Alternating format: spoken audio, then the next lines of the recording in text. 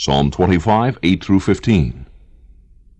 I must confess to you that I have very little sense of direction. Fortunately, my wife has built-in radar. In fact, if she didn't travel with me, I'm afraid I would not get where I'm supposed to go. I would often be lost.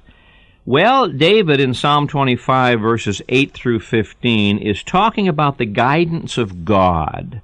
So much has been said in recent days about the guidance of God. Does God still guide us? Does God have a specific plan for each of our lives? How does He guide us? Well, David talks about that in Psalm 25, verses 8 through 15. And he gives to us some very simple instructions as far as God's guidance is concerned. Number one, we must have meekness. The meek will He guide in justice, and the meek will He teach His way. You find that in Psalm 25 and verse 9. Meekness. That means we aren't telling God what to do. We're not counseling God. Who has been His counselor anyway?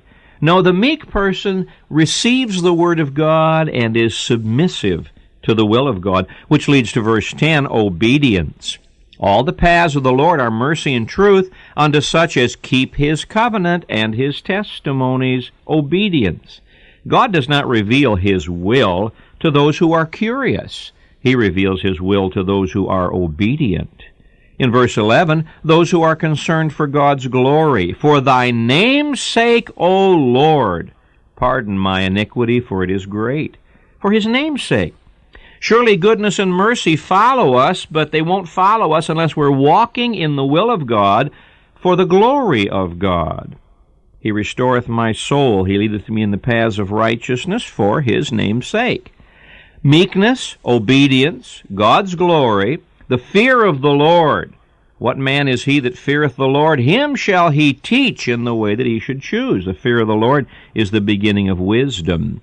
And finally, alertness to God's guidance. Verse 15, my eyes are ever toward the Lord. You watch and pray. You keep your eyes open, and your shepherd always leads you. I wonder if I have these qualities in my life: meekness, obedience, a desire for God's glory, the fear of the Lord, and eyes that are open to see which way He is leading.